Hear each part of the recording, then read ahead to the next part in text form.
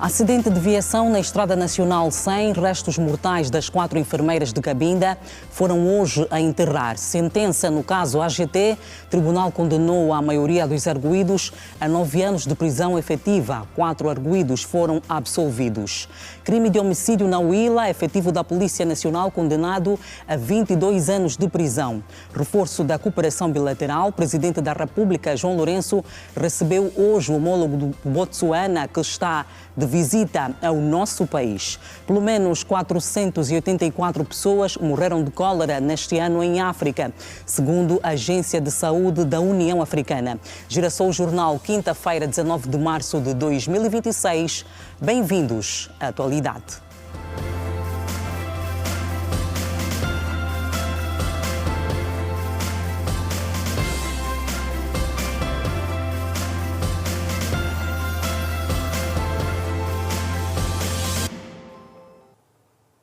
Olá, boa noite. Foram a enterrar nesta quinta-feira em Cabinda os restos mortais das 4 enfermeiras que perderam a vida na sequência do acidente de viação registrado no último domingo e que envolveu um autocarro de passageiros na Estrada Nacional número 100.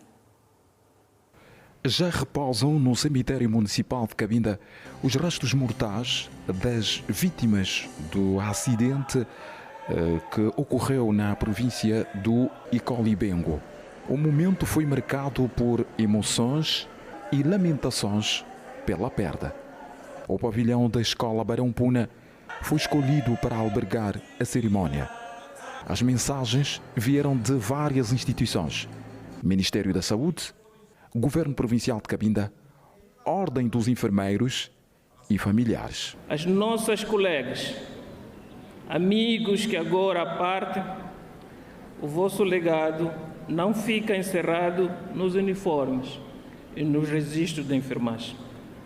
Ele vive em cada batimento cardíaco que ajudaram a manter, em cada família que consolaram e na coragem que semearam em todos nós. O Governo Provincial de Cabinda reconhece e enaltece o empenho demonstrado pelas 4 personagens cuja dedicação e sentido de missão contribuíram de forma significativa para fortalecer os serviços de saúde e para o bem-estar das populações locais. Nenhuma palavra substitui a presença de quem partiu. A nossa mais sincera solidariedade que encontre consolo na certeza de que os entes queridos partiram com honra, deixando marcas profundas de amor, dedicação e serviço. Viúva, deixando 3 filhos, a sua partida com certeza deixa um vazio em nós, deixando uma lacuna impossível de preencher, porque no tabuleiro da nossa família a mãe era uma peça extremamente fundamental. Com a sua partida surgem perguntas: quem enxugará as nossas lágrimas? Quem passará a acordar-nos para ir para a escola? Na tua ausência, quem vai tomar conta de nós? Quem vai nos orientar? Excelência, Senhora Governadora Provincial, Doutora Susana Abreu,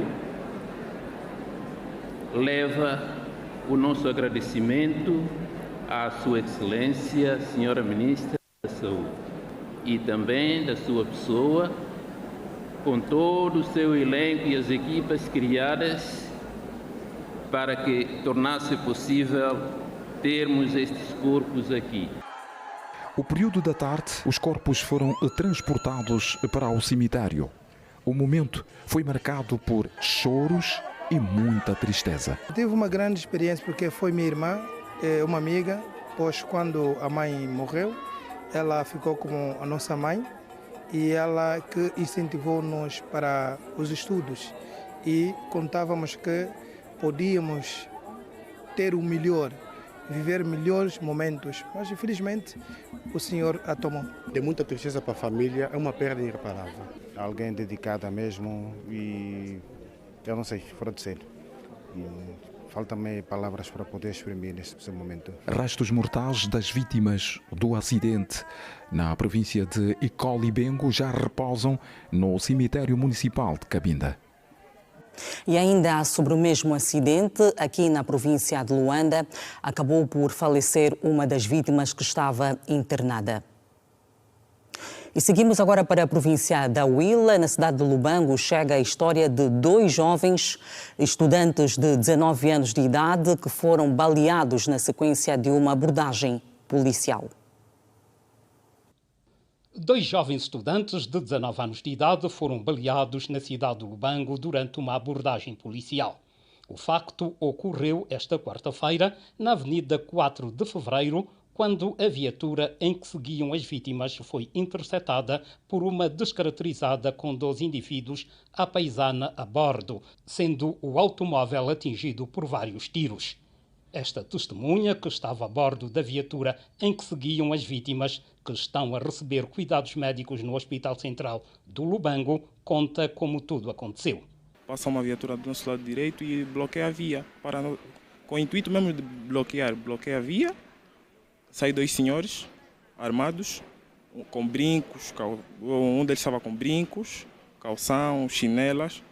Primeiramente pareceu-me um assalto já, pelos valores que estávamos a levar na viatura e pelo facto da viatura ser nova. Com aquele medo, nós, os 3, o meu amigo que estava no volante, toma a iniciativa de tentar, mas aí já eles vieram, não deu nenhum disparo para avisar, não deu nenhum disparo para acalmar. Foram tiros direitos à viatura. Ele não tinha nenhuma identificação de policial, porque se nós soubéssemos que fosse policial, íamos parar, porque nós os 3 conduzimos. Os 2 jovens feridos estão internados no Hospital Central do Lubango, onde um deles foi submetido a uma intervenção cirúrgica. Segundo o diretor do Banco de Urgências da Unidade Sanitária, ambos estão estáveis e fora de perigo. Realmente um dos jovens que levou o tiro da região lombar, este mereceu uma intervenção cirúrgica para se fazer uma avaliação um pouquinho mais avançada, para ver se tivesse ou não outras lesões a nível intraabdominal. Felizmente não foram encontradas outras lesões, né? Este doente está a nível do serviço de internamento na cirurgia geral, o outro jovem que está no serviço de neurocríticos. E nesse momento podemos dizer que são doentes que estão estáveis no momento. Os pais dos jovens baleados clamam por justiça para que os acusados sejam exemplarmente punidos pela abordagem violenta e desproporcional, já que as vítimas não representavam perigo. Não, justiça mesmo que seja feita aos tribunais, o próprio comandante provincial da polícia também que faça qualquer coisa. Nós, como mães, só pedimos isso. É mais uma dor que a sociedade está a ver. Hoje é o meu filho, amanhã vai ser o filho do jornalista, vai ser o filho de alguém. Então, é preciso encontrar mecanismo para que haja justiça. Essa gente deve arcar com as consequências para que situações dessa natureza não voltem a acontecer para estas famílias. A porta-voz do Comando Provincial da Polícia confirma a abordagem feita por um agente do Departamento de Ilícitos Penais que estava de folga em companhia do pai, um policial reformado, que teriam confundido a viatura dos jovens com uma outra envolvida em um crime. Renata Matos garante que os 2, pai e filho, já estão detidos e serão presentes ao Ministério Público para o competente processo-crime. Ocorreu um crime de ofensas graves à integridade física praticado por um cidadão nacional, por sinal efetivo da Polícia Nacional do Departamento de Investigação de Ilícitos Penais. Os factos ocorreram quando o efetivo do DIP se encontrava de folga, porém na companhia do seu pai, que também é efetivo da Polícia Nacional já reformado, identificaram uma viatura na via pública que supostamente esteve envolvida num crime de roubo ocorrido na centralidade da Quilemba no dia 15 do mês em curso. Também damos nota de que o efetivo do DIP e o seu pai estão nesse momento detidos. O processo corre os seus trâmites legais e será remetido ao Ministério Público para os devidos efeitos. Os presidentes João Lourenço e Duma Boko de Botsuana abordaram nesta quinta-feira em Luanda o estado da cooperação bilateral no quadro da visita de 48 horas que o estadista efetua ao nosso país. Duma Boko foi hoje recebido no Palácio da Cidade Alta. O presidente da República do Botsuana chegou por volta das 12 horas no Palácio Presidencial, onde teve direito à guarda de honra. Após este momento, Duma Boko foi recebido pelo homólogo angolano João Lourenço, com quem abordou o estado da cooperação bilateral e perspectivas do reforço entre os dois países. No final do encontro, o ministro das Relações Exteriores, Teta António, disse que os 12 estadistas acordaram em intensificar a assinatura de 17 instrumentos jurídicos em setores estratégicos como agricultura, energia e petróleo e gás. O que ficou entendido, acordado hoje entre os dois chefes de Estado, é os ministros das Relações Exteriores e de Negócios Estrangeiros do Botsuana encontrar-se nos próximos, o mais breve possível, para finalizarmos, portanto, os 17 instrumentos que, diga-se de passagem, que estão do lado do Botsuana, mas nós entendemos que estiveram, entretanto, uma mudança interna no país e pode ter influenciado, portanto, a velocidade que se cria na negociação desse instrumento. O chefe da diplomacia angolana fez saber que haverá uma segunda visita do presidente Duma Boko a Angola, onde deverão ser assinados os 17 instrumentos jurídicos pelos 12 estadistas. E uma vez finalizados, os mesmos serão assinados em Luanda. Serão assinados em Luanda por ocasião de uma visita de Estado que o presidente Boko ainda ficou de fazer ao seu homólogo, Sua Excelência o presidente João Manuel Gonçalves Lourenço, a convite deste último. Portanto, este é o percurso, portanto, que temos daqui, a partir daqui, desse encontro dos dois chefes de Estado até adiante.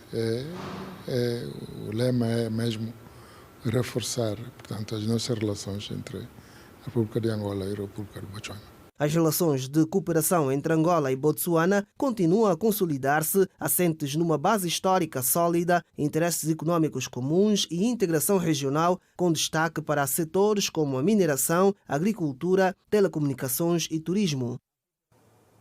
A evolução do PAT, Projeto de Empoderamento da Rapariga e Aprendizagem para Todos, foi analisada nesta quinta-feira em Luanda pela Comissão Multissetorial durante uma reunião orientada pela Vice-Presidente da República, Esperança da Costa. De acordo com a Secretária de Estado para o Ensino Secundário, Soraya Kalongala, entre os principais resultados está a capacitação de mais de 200 mil alunos com idades entre 10 e os 18 anos no acesso a serviços de saúde sexual e reprodutiva, com métodos anticoncepcionais e planeamento familiar, sendo mais de metade raparigas. Também destacar a distribuição dos kits de higiene menstrual para as raparigas depois de concluir e de participar de uma sessão sobre a higiene sexual, onde foram distribuídos mais de 70 mil kits de higiene de saúde. Aqui também gostaríamos de destacar ainda nessa subcomponente a desparasitação. A meta era de 1 milhão de alunos a serem desparasitadas, mas houve um movimento muito grande, um trabalho feito em articulação com o Ministério da Saúde, e mais de 3 milhões de crianças foram desparasitadas em 10 províncias do país. A Comissão sublinhou ainda que mais de 200 mil alunos concluíram a educação de segunda oportunidade, dos quais cerca de 154 mil são raparigas. Mais de 200 mil jovens e adultos concluíram pelo menos a educação de segunda oportunidade. Também destacar aqui o programa de bolsas de estudos. Mais de 130 mil alunos beneficiaram do programa de bolsas, receberam as bolsas, foram pagas e, portanto, está agora a decorrer também um grande movimento de cadastramento de mais de 500 mil alunos a nível das 21 províncias. Aqui houve um aumento também, este aumento em termos de mais agências bancárias que se juntaram ao projeto, fruto de um trabalho que foi feito em articulação com o Ministério das Finanças, e por esta razão temos também um maior número de alunos que estão a ser cadastrados e que vão beneficiar a segunda fase de expansão do programa de bolsas. A Comissão avançou também sobre os progressos na formação de quadros e reabilitação de infraestruturas de educação. De formação de professores, mais de 24 mil professores formados, mais de 6 mil gestores escolares também formados nos guias estruturados e em supervisão. Os grandes resultados que conseguimos alcançar neste período que foi feito o balanço, e também temos já escolas a serem construídas, que já arrancaram em algumas províncias, bem como escolas também que foram reabilitadas na província de Luanda. No total de sete, 2 já estão totalmente concluídas e brevemente serão inauguradas e entregues aos beneficiários. Relativamente ao programa de bolsas de estudo, foram atribuídas mais de 132 bolsas, sendo a maioria destinada a raparigas. Elas começaram com 25 mil kwanzas ano. Passamos para 35 mil ano e neste momento estamos 40 mil ano. Dizer que o objetivo destas bolsas é que a menina se matricule, porque terminam geralmente o ensino primário e não permanecem no ensino secundário. A menina que se matricula pela primeira vez nas escolas recebe 40 mil kwanzas de momento e ao longo do ano recebe mais 40 mil kwanzas. Ao contrário do rapaz, que só recebe mesmo 40 mil kwanzas ao longo do ano. O governo sinaliza progressos no projeto de empoderamento da rapariga e aprendizagem para todos, financiado pelo Banco Mundial no valor de 250 milhões de dólares. O Estado angolano estuda, entretanto, a possibilidade da implementação do PAT3. O Tribunal da Comarca de Luanda condenou a maioria dos arguidos do caso AGT a 9 anos de prisão efetiva pelo crime de peculato e aplicou taxas de justiça que variam de 1.400.000 kwanzas a 400.000 kwanzas e absorveu 4 arguidos de todos os crimes por insuficiência de provas. A acompanhar este último dia de julgamento está a Brígida Icala, que junta-se a este jornal com outras informações. Brígida, boa noite.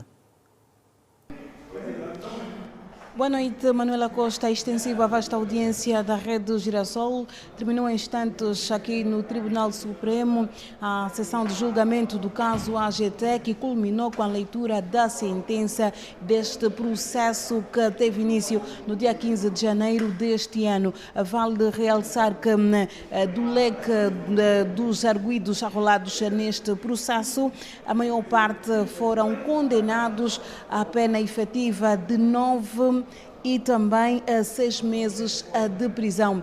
Nós vamos agora à conversa com um dos advogados neste processo. Após a decisão do tribunal, reagiram de forma indignada quanto a este acórdão.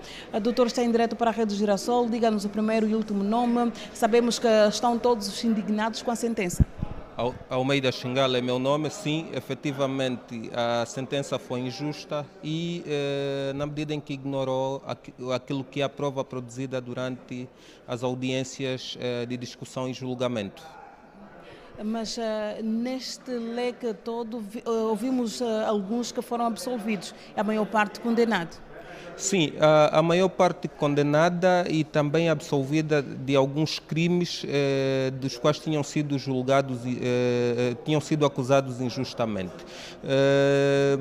Nós consideramos a decisão ou a sentença injusta porque durante a fase de julgamentos nós alegamos efetivamente que aquela acusação não reunia os pressupostos de uma verdadeira acusação, na verdade em que ignorava alguns elementos essenciais ou alguns critérios essenciais para a própria acusação. Tanto é assim que requereu-se a nulidade. Durante as audiências também evocou-se aqui a utilização de prova proibida na medida em que houve devassa da vida privada da maioria dos arguidos. O tribunal ignorou este elemento. Há outros elementos como é o caso, por exemplo, daquilo que efetivamente foi o prejuízo sofrido pelo Estado, que também foi ignorado por este augusto tribunal, na medida em que o tribunal condena considerando o prejuízo do Estado calculado naturalmente em 6 mil milhões, quando na verdade a própria AGT, lesada nesses autos, confirma e afirma que o Estado já recebeu metade do valor, na medida em que as empresas envolvidas neste dossiê foram intimadas a pagar o Estado e aquelas que não pagaram ainda têm as suas contas bloqueadas, o que significa que a qualquer altura hão de honrar com esta dívida fiscal. Então, em que é que o Estado efetivamente ficou prejudicado para aplicar o tipo de condenação que aplicou, tratando-se de um crime de natureza patrimonial e reparável? Fala-se também do valor de 6 mil milhões para a taxa de justiça e a indemnização de 49 milhões. Na verdade, este ponto também é uma vexata questão desta decisão, na medida em que o tribunal não segrega, condena de modo solidário a indemnização em pagamento de 6 mil milhões, 49 mil milhões, como nós ouvimos da leitura da sentença, mas não autonomiza, não individualiza o quinhão com que cada um será responsabilizado. Por exemplo, volto aqui a dizê-lo, é injusto a condenação que foi feita contra 4 ou 5 empresas envolvidas nesse dossiê, na medida em que a própria auditoria denunciada pela AGT trazia 230 empresas, das 230 empresas, isso podemos ver no artigo 121 da acusação, que é pública, anda aí nas redes sociais, 40 e tal empresas foram citadas, mas foram julgadas apenas essas como e porquê? É uma pergunta que o tribunal não conseguiu responder até o momento presente. Nesta altura, resta apenas o recurso. Evidentemente, resta o recurso e a crença de que efetivamente o Tribunal da Relação venha a devolver a dignidade que foi atropelada aqui. Muito obrigada. Foram os pronunciamentos de um dos advogados neste processo que envolve 30 arguidos, a maior parte dela condenada pelo crime de peculato com uma pena efetiva de 9 anos. Vale ainda realçar que 4 arguidos arrolados no processo viram as suas penas suspensas por um período de 3 anos. Pelo tribunal ficou provado que os arguidos chegaram a defraudar o Estado angolano numa quantia de 6 mil milhões de kwanzas. O tribunal também declarou perdidos a favor do Estado todos os bens dos arguidos neste processo. A defesa indignada afirma que poderão interpuser recurso ao Tribunal da Relação de Luanda. Manuela Costa, este é o essencial por agora. Todo o desenvolvimento quanto a esta sentença proferida pelo Tribunal da Comarca de Luanda, na sua 7ª secção da Sala de Crimes Comuns, nós prometemos levar nos próximos serviços de informação da Rede Girassol. As imagens são de Suba Pedro, Brígida e Cala. Boa noite. Boa noite, Brígida e Cala, e o desfecho do caso AGT.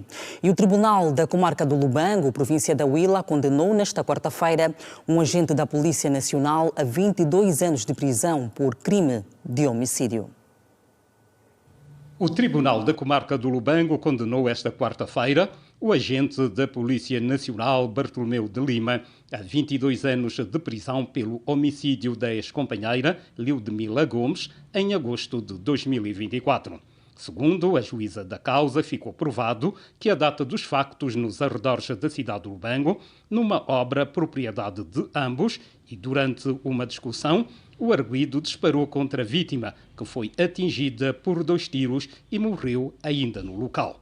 A juíza Edna Bebeca conclui que o crime, motivado por ciúmes, apesar de o casal na altura já se encontrar separado há vários meses, foi preparado ao pormenor por Bartolomeu de Lima, que atraiu a mãe dos seus 2 filhos para a morte, em ato de desprezo à vida da ex-companheira. O arguido manifestou o maior desprezo pela vida da sua ex-companheira.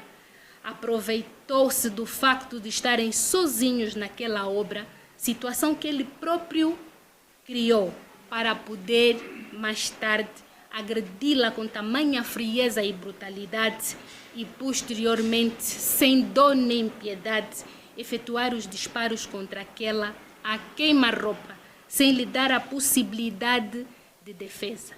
Conclui o tribunal que o arguido deva ser severamente responsabilizado.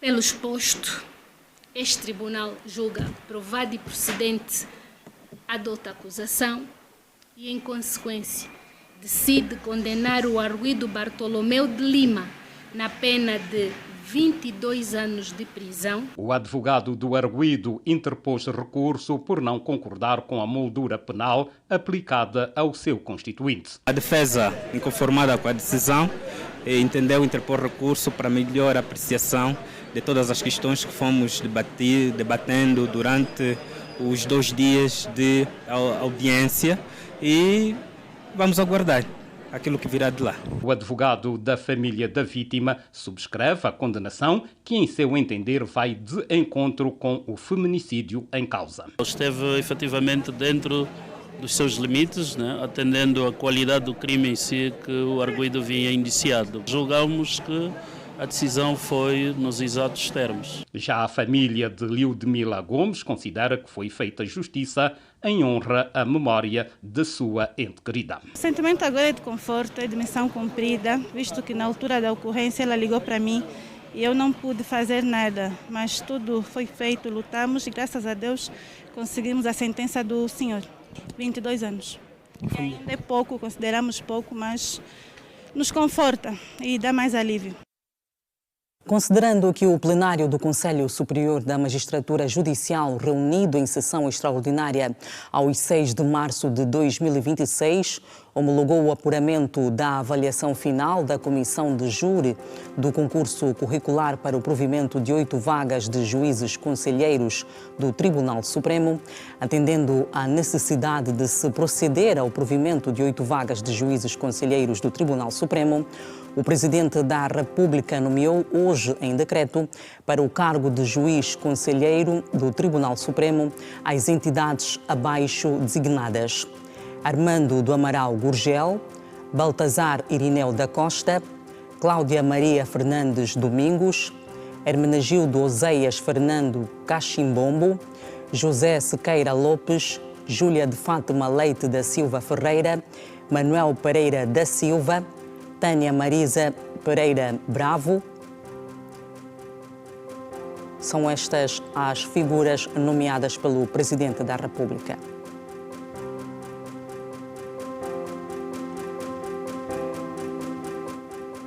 E a Assembleia Nacional aprovou hoje, na Generalidade, a proposta de lei do imposto sobre o rendimento das pessoas singulares, com 109 votos a favor, nenhum contra e 68 abstenções. A nova proposta de lei prevê a tributação de diversas atividades informais e digitais para influenciadores digitais, nicheiros, intermediários, DJs, taxistas, lotadores e cobradores, com o propósito de alargar a base fiscal no país. A aprovação na Generalidade representa um primeiro passo no processo legislativo, sendo que o diploma deverá ser ainda analisado na especialidade, antes da sua aprovação final.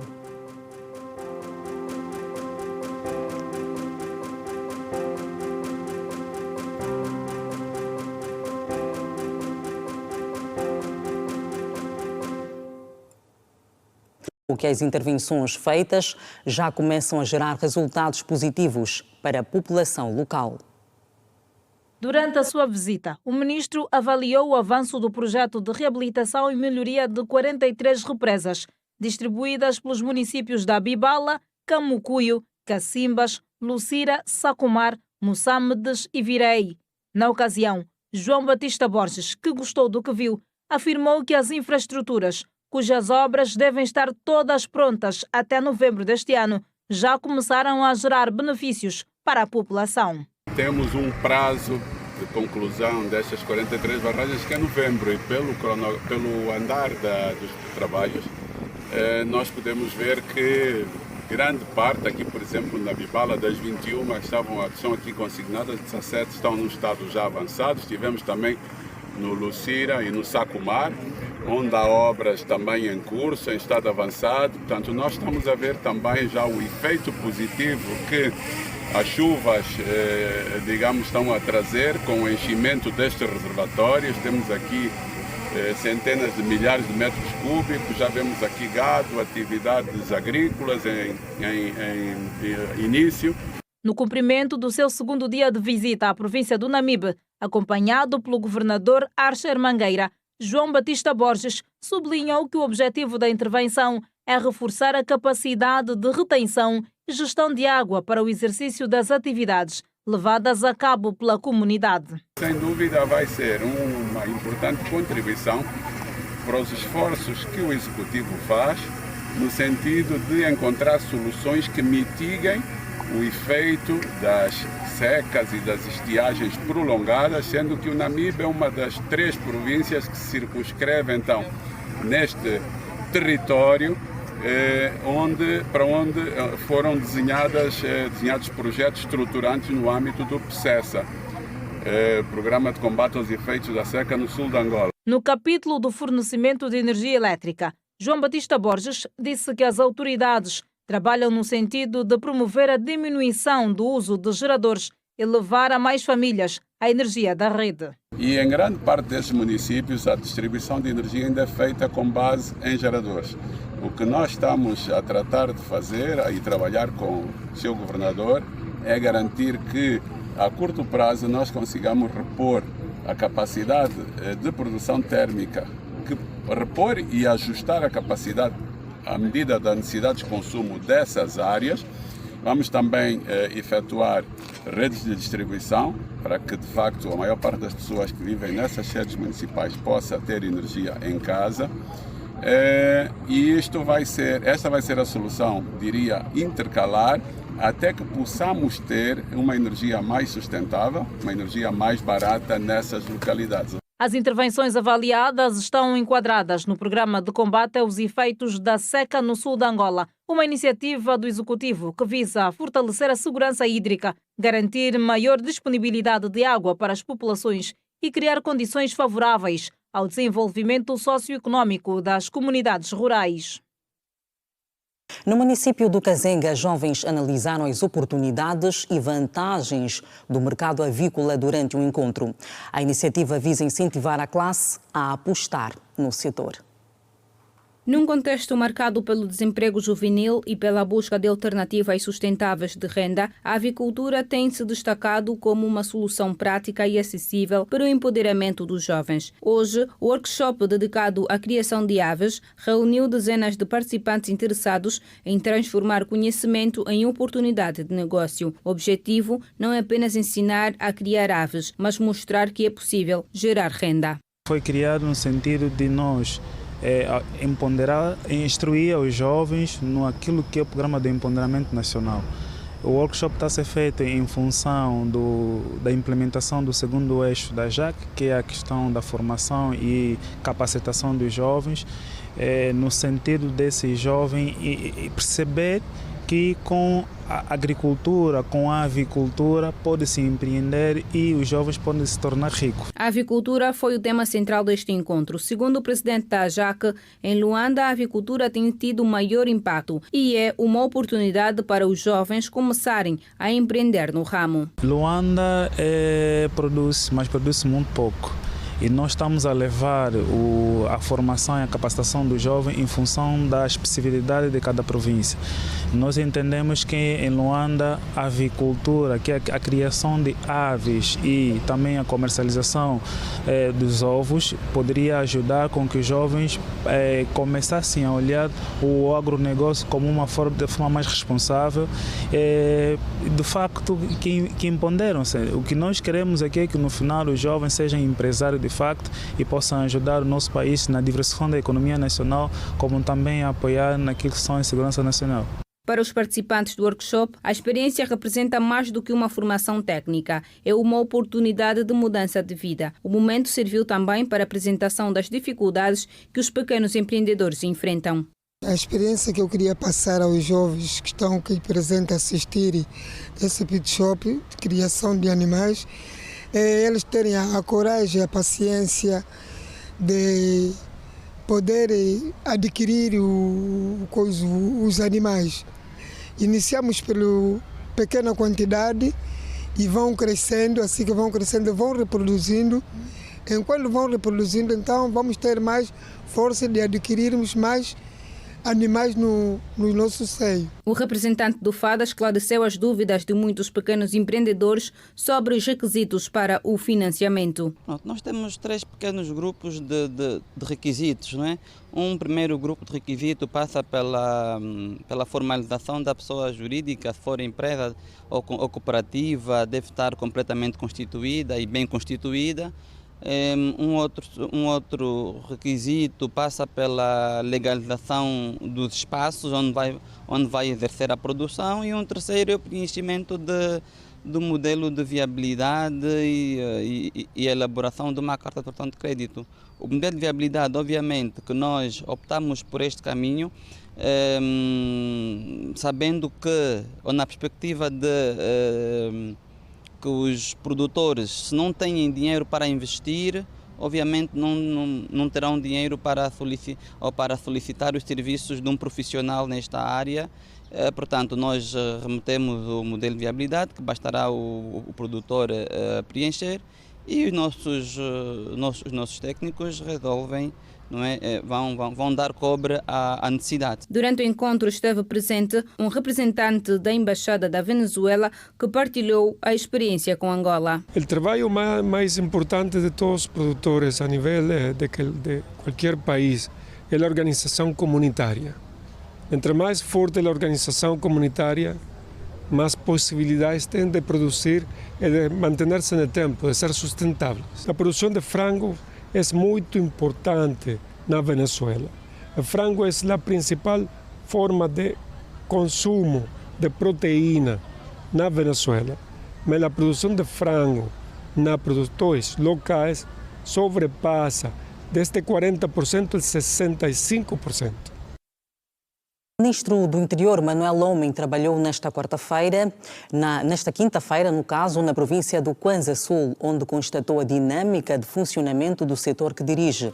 A jornada visou igualmente apurar o estado de conservação da Estrada Nacional número 100 e as condições de regulação do trânsito, na via que nos últimos dias tem sido palco de vários acidentes mortais de viação. Do governo e temos vindo nos últimos tempos a criar medidas e a tomar medidas que visam diminuir a sinistralidade rodoviária. E o Kwanza Sul, por ser uma província que serve de ponte entre o sul e o norte, é daquelas onde tem o registro, apesar da diminuição de acidentes, tem o registro de haver muitas mortes na estrada. Viemos aqui para, em loco, constatarmos as medidas que estão a ser aplicadas pelo Ministério do Interior, pelo Comando Provincial da Polícia Nacional na província do Kwanza Sul, como também viemos reforçar a sua capacidade em termos de meios para esta ação de fiscalização nas estradas nacionais e não só.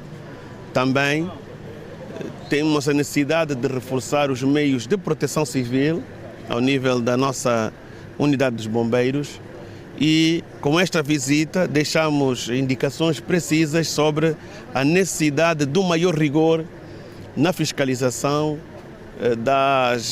dos utilizadores das estradas nacionais, para que possamos encontrar novas soluções que visam reduzir ainda mais as tragédias que temos vindo a assistir. Veja no próximo bloco o desenvolvimento dos principais assuntos que marcam a página internacional. Nós voltamos já a seguir.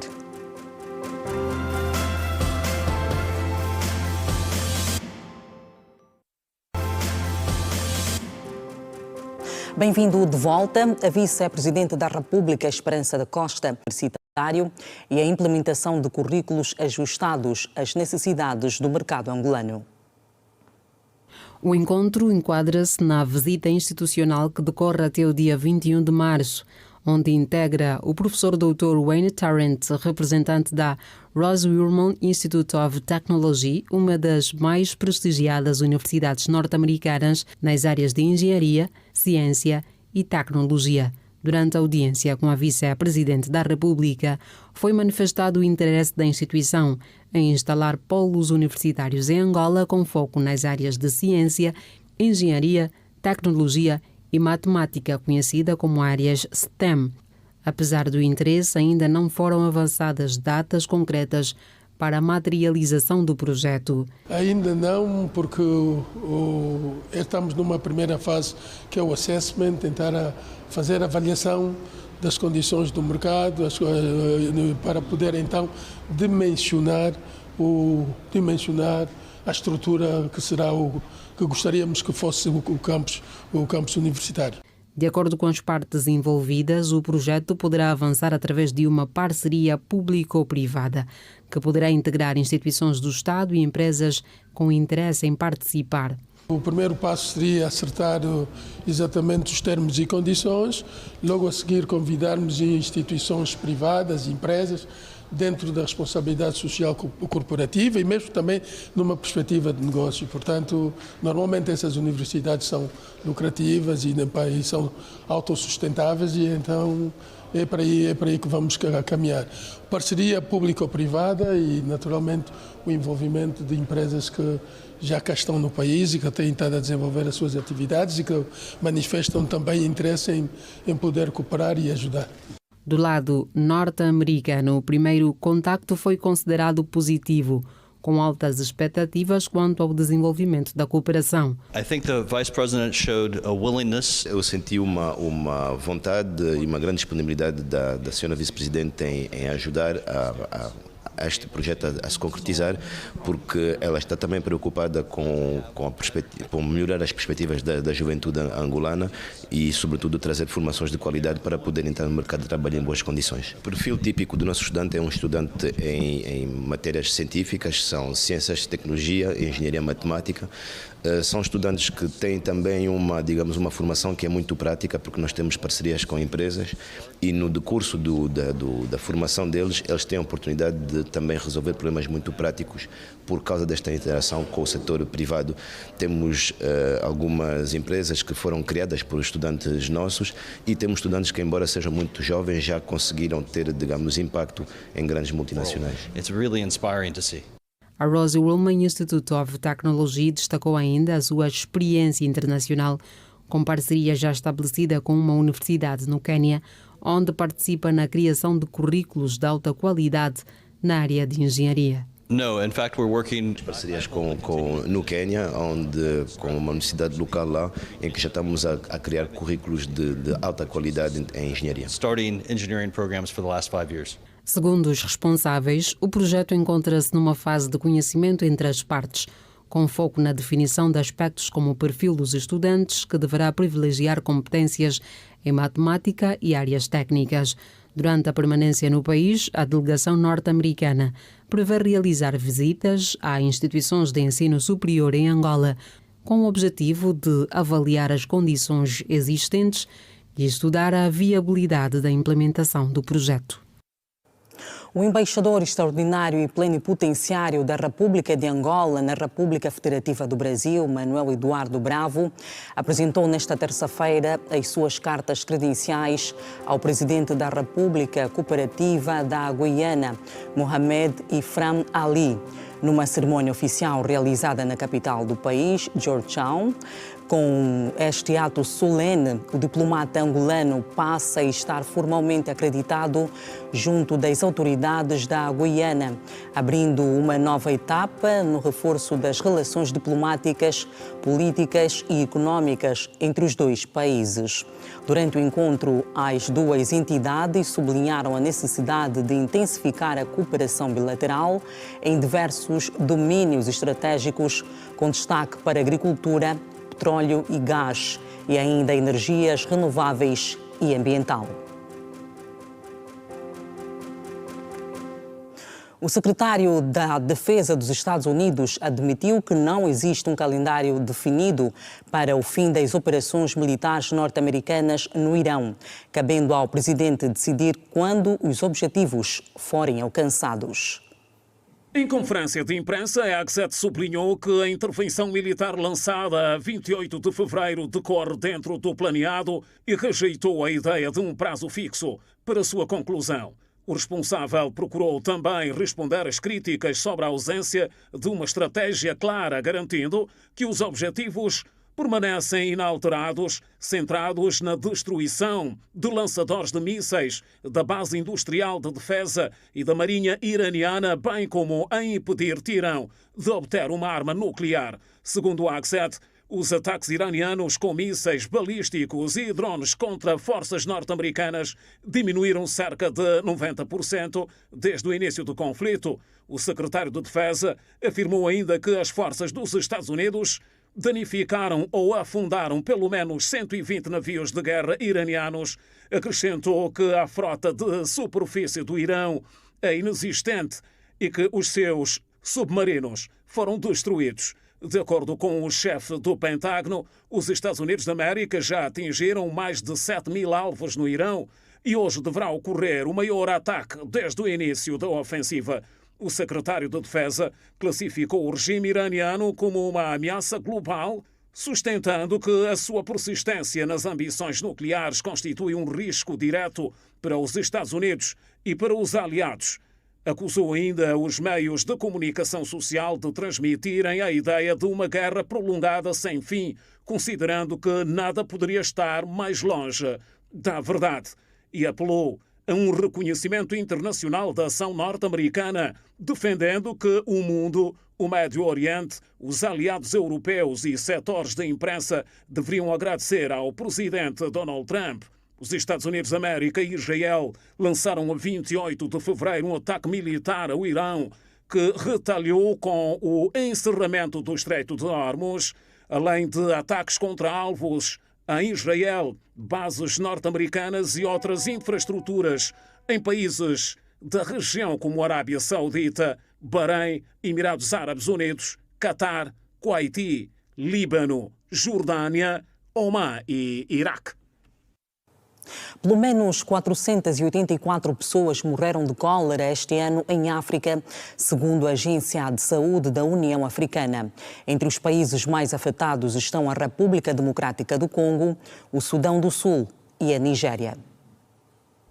Pelo menos 484 pessoas morreram de cólera este ano em África, onde, segundo a Agência de Saúde da União Africana, foram reportados quase 18.500 casos suspeitos e 5.300 casos confirmados.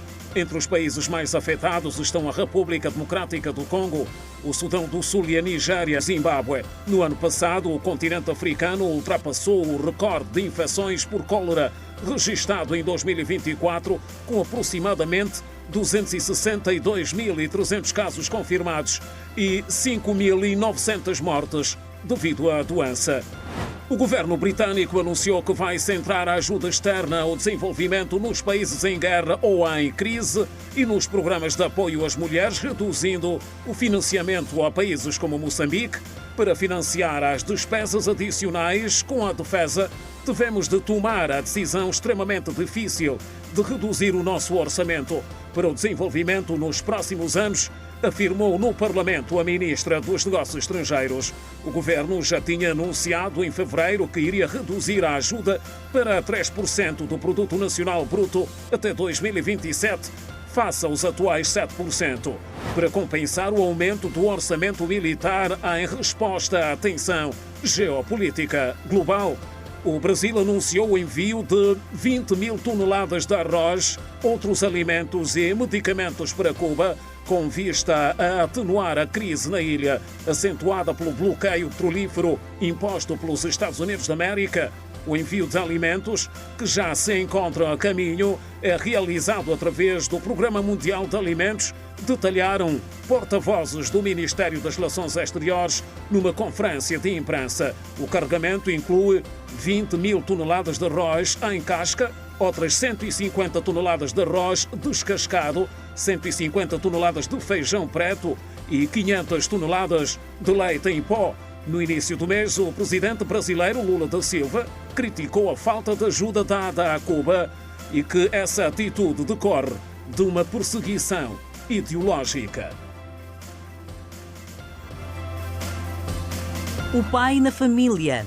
Reflexões em torno do 19 de março. Em destaque.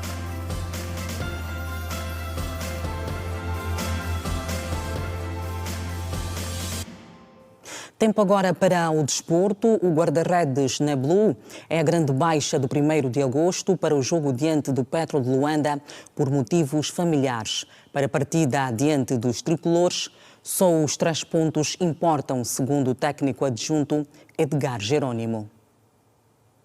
O Clube Militar de Luanda pisou o relevado do campo do ex-RI20 para mais uma vez projetar o clássico dos clássicos número 91 diante do Petro de Luanda para a ronda 19 do principal campeonato nacional de futebol. Às ordens de Felipe Nzanza, os militares sabem que não vão poder contar com o seu principal guarda-redes, Neblu, que perdeu o pai. Para o jogo frente ao campeão nacional e líder do campeonato, Petro de Luanda, o técnico adjunto do 1º de agosto, Edgar Jerônimo Stopirá, afirmou que o conjunto militar vai a jogo com um único objetivo, que passa por conquistar os 3 pontos. O mês de agosto, ofensivamente organizado e mais organizado defensivamente para não sofrermos golo. Vamos ir para ganhar, esse é o nosso objetivo. No segundo posto da tabela classificativa com 40 pontos, o de agosto vem de um empate em casa do Maio de Benguela e terá a lição bem estudada para o clássico de domingo. Segundo Stopirá, o conjunto militar não pode cometer os mesmos erros feitos em Benguela. Nós, no jogo passado, tivemos muitas dificuldades em função do campo, em função do clima muito quente e pronto, né?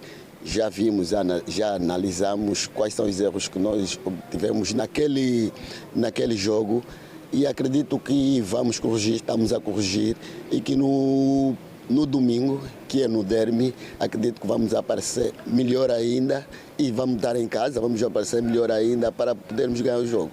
Para o clássico dos clássicos, o de agosto poderá alinhar num sistema tático 1-4-2-3-1, com Tony Cabaça à baliza, lateral direito Milton, lateral esquerdo Mabelé, defesas centrais, Bobó a marcar pela direita e Bonifácio pela esquerda. Duplo pivôs, no meio campo, Macaia e Caleb Yandá. Extremo esquerdo, Fernando. Extremo direito, Mabilson.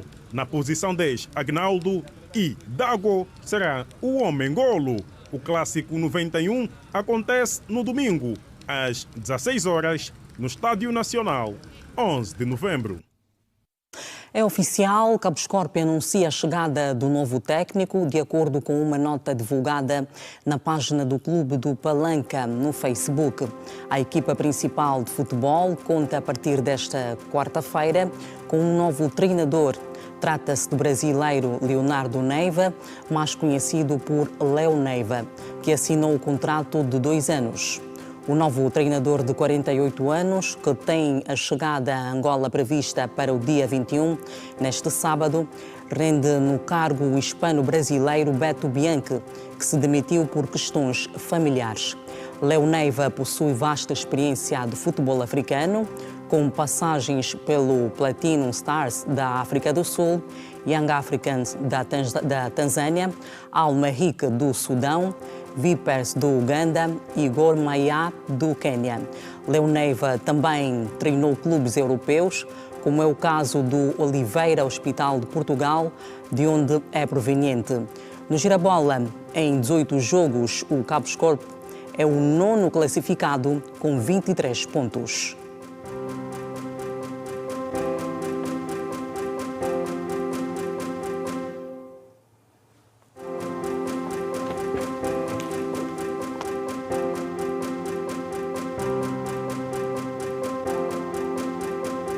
E vamos a mais uma pausa e voltamos daqui a pouco com outras da atualidade. Até já.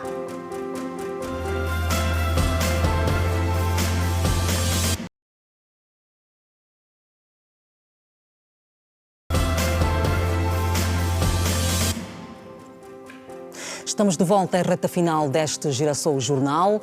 A vice-presidente do MPLA, Mara Chiosa, orientou nesta quinta-feira em Luanda uma aula magna dirigida a jovens estudantes da Universidade Oscar Ribas. Na ocasião, a responsável desafiou as mulheres jovens a apostarem na formação e na construção de uma sociedade mais inclusiva e participativa. A aula magna foi essencialmente às mulheres. O Teatro da Universidade Oscar Ribas foi palco da segunda edição da Aula Magna dedicada às mulheres. A iniciativa, promovida pela Associação dos Estudantes das Universidades Privadas de Angola, juntou estudantes e figuras femininas com um destaque social numa conversa aberta de mulheres para mulheres. Na Aula Magna, para os jovens estudantes, Mara Chiosa destacou o papel da mulher na construção de uma sociedade mais inclusiva e participativa. Podemos afirmar com convicção que o maior recurso estratégico de Angola não está no subsolo. O maior recurso estratégico de Angola está nas salas de aula, nos laboratórios, nas bibliotecas e na mente dos seus jovens.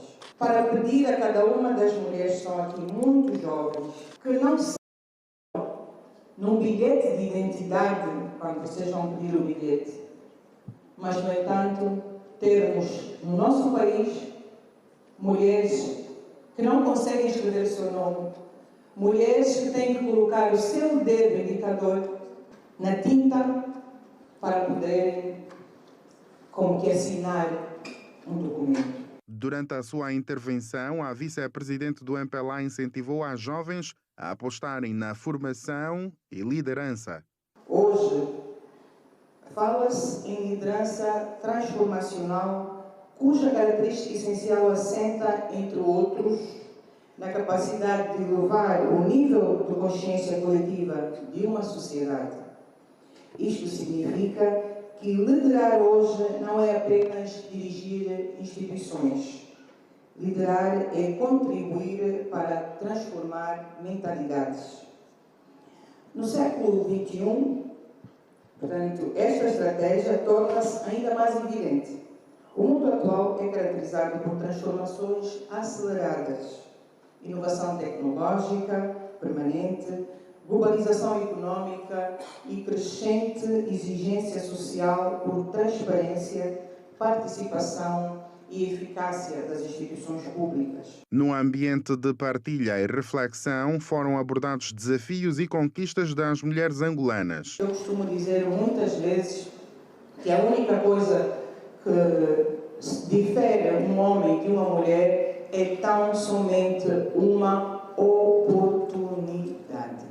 Portanto, é preciso que as mulheres tenham acesso a essas oportunidades para que elas consigam efetivamente demonstrar o seu potencial. Entendemos e partilhamos da convicção política e técnica segundo a qual o empoderamento feminino é um imperativo para o desenvolvimento do nosso país. Para quem se beneficiou da aula, iniciativas do género tornam-se cruciais para o crescimento pessoal e académico. Estamos a ganhar mais experiências,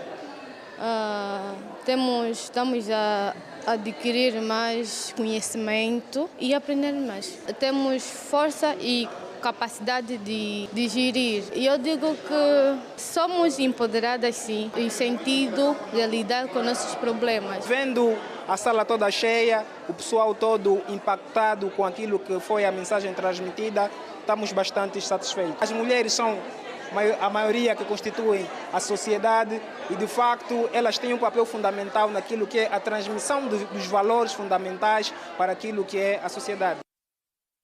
O Instituto Nacional da Criança registrou no ano passado mais de 26 mil casos de violência contra a criança em todo o país, sendo 7.086 de fuga à paternidade, 1.386 de violência física e 1.028 de violência sexual. São dados avançados pelo Ministério da Ação Social, Família e Promoção da Mulher durante o Jango de Valor, realizado nesta quinta-feira em Luanda, por ocasião do Dia do Pai. No dia dedicado ao pai, as reflexões giram em torno do aumento de casos de fuga à paternidade e aumento de casos de violência sexual contra a criança. Em 2025, o INAC registrou em todo o país mais de 26 mil casos de violência contra a criança, sendo que a fuga à paternidade lidera as estatísticas com mais de 7 mil casos. Durante o ano de 2025, o Instituto Nacional da Criança, através da linha SOS 15015, registrou em todo o país 26.024 casos de violência contra a criança, sendo 7.083 casos de fuga à paternidade, 1.376 casos de violência física e 1.028 casos de violência sexual.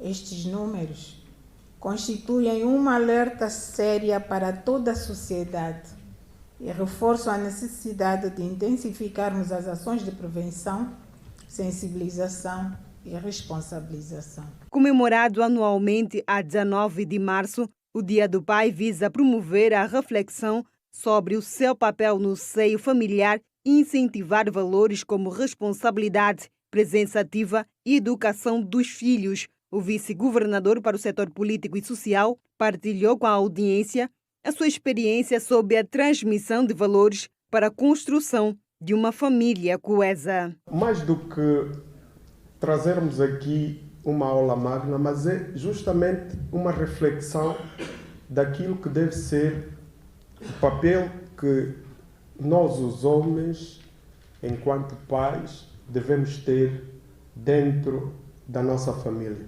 A Igreja também deu o seu contributo na voz do secretário do SICA, Vladimir Agostinho. Existem bons pais e existem maus pais. Hoje nós vemos a fuga à paternidade num índice muito elevado, como aqui foi apresentado. Vemos muitos pais que não assumem a sua responsabilidade de pai. A questão da fuga à paternidade tem muito a ver com esta questão da poligamia, tem a ver com a questão da irresponsabilidade de muitos pais, muitos jovens que acabam se envolvendo muito cedo com as suas namoradas, acabam engravidando e fogem a essa responsabilidade. Também temos a questão de muitos pais que vivem com as suas esposas, mas são omissos, como o caso de Davi. Não têm autoridade dentro do lar e acabam criando um ambiente não muito bom, porque a educação dos filhos não é uma educação regrada e hoje temos a sociedade que temos, porque as famílias estão totalmente desestruturadas, onde nós somos chamados a nos colocar como atores ativos e isso começa dentro da família, dentro das nossas casas. Vladimir Agostinho destacou, por outro lado, o papel da Igreja no resgate dos valores éticos e morais da sociedade. A Igreja tem estado a ajudar para que o índice de insegurança no seio familiar possa ser desfeito. Olhemos na figura dos nossos próprios pais, que não tendo interrompido a nossa vinda ao mundo, porque também há muitos pais que interrompem a vinda de muitos filhos ao mundo, há muitos pais que amputam o sonho dos seus próprios filhos. Pedimos aos pais que ajudem os filhos a sonhar, criem os filhos na disciplina, no amor, na demonstração do Senhor nosso Deus, a quem nós muito adoramos. O Dia Internacional do Pai é celebrado em Angola desde 2009, com o intuito de sensibilizar a sociedade para o papel fundamental dos pais. Este ano é celebrado sob o lema Pai Presente, Família Sólida, Sociedade Harmoniosa. O Girassol Jornal termina aqui. É sempre um prazer ter o carinho da sua audiência. O especial entrevista vem logo a seguir a este jornal. Não perca. Boa noite. Fique em paz.